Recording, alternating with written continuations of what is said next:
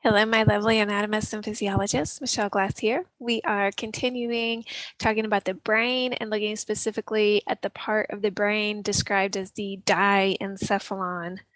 So the diencephalon is going to anatomically form the walls of the third ventricle. So the ventricular system is something that we study in our lab. And so the diencephalon we'll see on our diagram in just a little bit of time is going to be surrounding this space called the third ventricle. The diencephalon can be described as connecting the cerebrum to the rest of the nervous system. And what we'll see here is that almost all information is traveling through the thalamus. So we'll see sensory information, whether we're talking about touch, tickle, itch, proprioception, those sensory information, whether we're talking about special sense information like vision or taste or hearing. All of that is traveling to the spinal cord, to the brainstem, and then to the thalamus. And then the thalamus is going to direct where that information is processed at the cerebrum. And then we'll see motor commands. So those directions coming from the cerebrum to the thalamus and then down the brainstem and the spinal cord. And so we'll see like all information travels through except olfaction. And olfaction is our fancy name for sense of smell. So we'll see all this other kind of general sense information, special sense information is going to travel through the thalamus and then be directed to the proper parts of the cerebrum for processing. And when I say thalamus, that's going to be one of the key parts of the diencephalon. So when we talk about the components of the diencephalon, we'll see it's primarily the thalamus and the hypothalamus. We'll see, in addition to the thalamus and the hypothalamus, the pituitary gland and pineal glands will also be in this particular region of the brain. So I'd like to talk about those here as well. When we talk about the thalamus, this is very often described as the relay center. So we've said sensory info except olfaction travels through. And we also have motor commands traveling through. And in my discussion, I said, it's not just that the sense information gets to the thalamus, but the thalamus then directs it to the proper processing center. So it's kind of like the hub. Information comes into the thalamus and the thalamus says, okay, you're processed here, you processed there, you're processed there, right? And so we can also say that there's some slight processing of that information as it travels through. So the thalamus has the job not only of like having this information travel through it, but it's also doing a little bit of the processing of that information.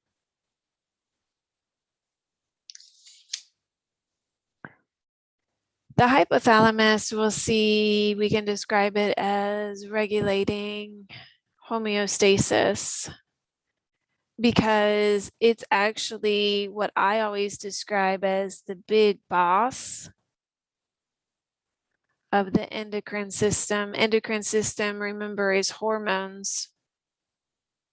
Endocrine system, remember, is the other body system that's involved in primarily regulating homeostasis. And so this also is sort of this connection between nervous system and endocrine system. And when I teach the hypothalamus is the big boss, I always talk about it as essentially controlling the pituitary gland, which I always call the middle manager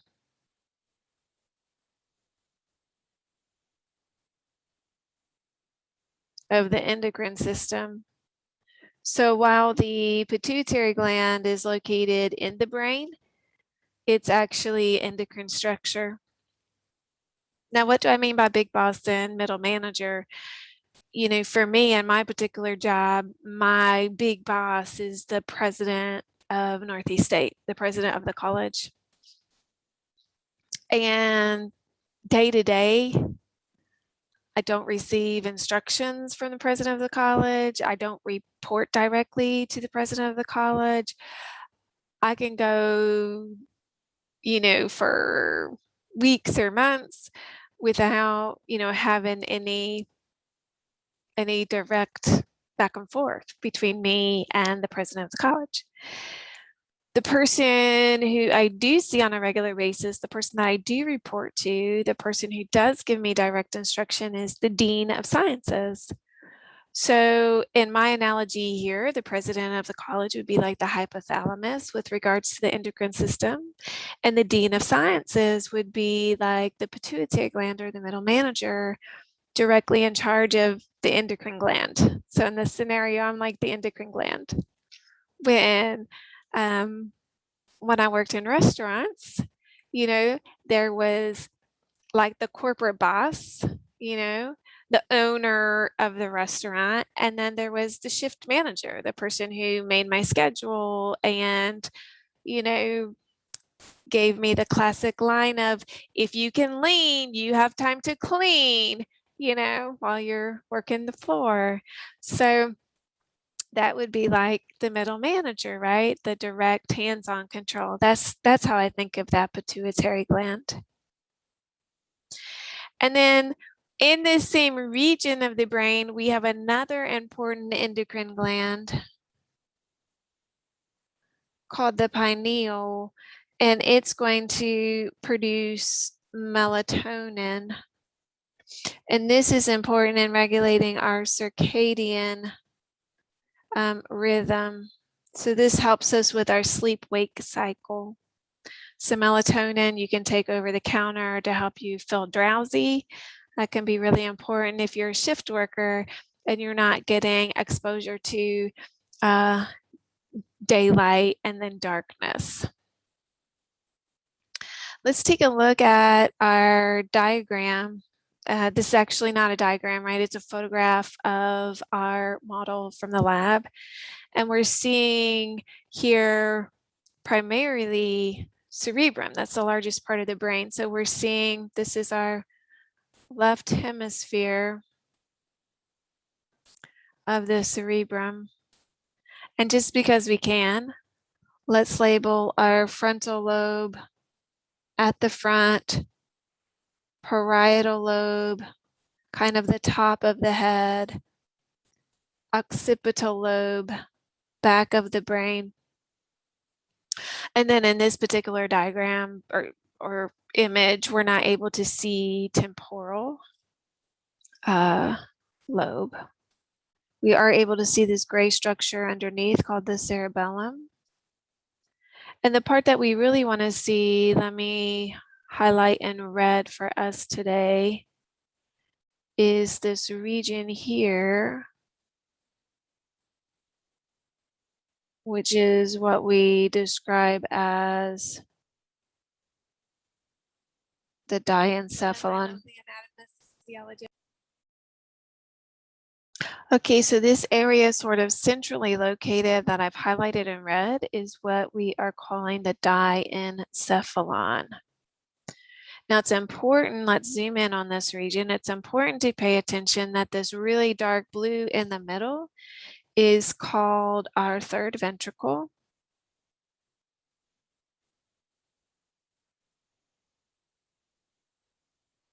And the dark blue is looking at the fluid called cerebrospinal fluid, which we can abbreviate as the CSF. And so the diencephalon is not the dark blue, because the dark blue is liquid and the dark blue is actually in a space called the third ventricle. And so the diencephalon is all the tissue, all the walls surrounding. So here at the top region, I'm going to take my black and I'm going to highlight the top region, the roof of the third ventricle. That's what we call the thalamus. And then I can kind of take my black marker along the bottom of that third ventricle, and I can call that my hypothalamus. Now, we also mentioned the pituitary gland, which we see as this kind of pink P-shaped structure hanging down underneath the hypothalamus. And notice that there is a physical connection between the hypothalamus and the pituitary gland. And then at the very back of the diencephalon, we see the pineal gland.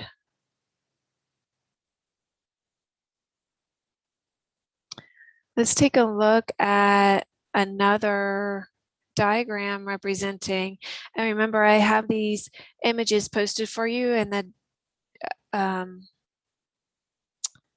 what's it called, discussion for the YouTube, description for the YouTube video, so you can print these if you'd like to label directly on these.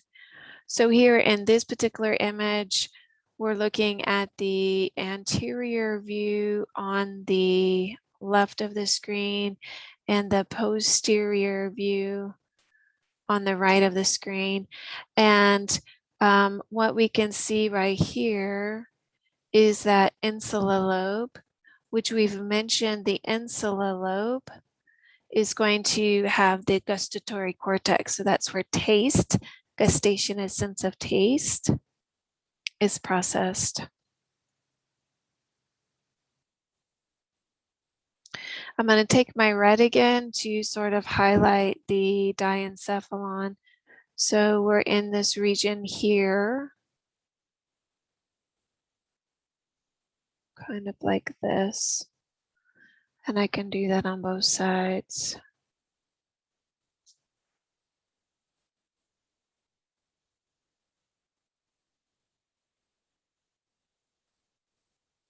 So what we're looking at, let me label also this region here is the brain stem. So we're going to be getting into that a little bit later. So when we think about the brain, you might envision it like this kind of grandiose lollipop where that cerebrum is like the sucker part, right? And the brainstem is like the stick of the lollipop. And the diencephalon is kind of positioned sort of above the brainstem. It's sort of part of the sucker, and kind of also getting into the brainstem area. So let's label in red this region that we've called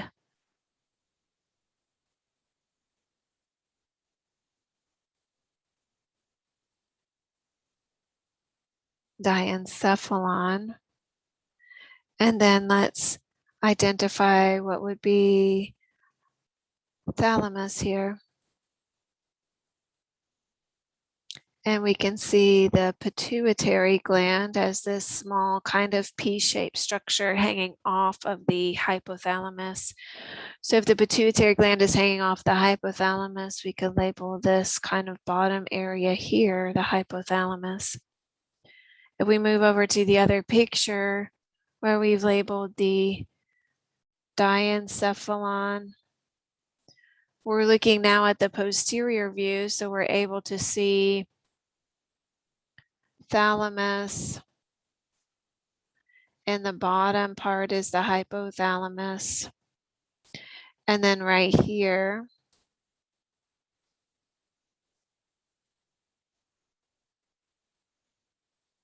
at the back, we're able to see the pineal gland.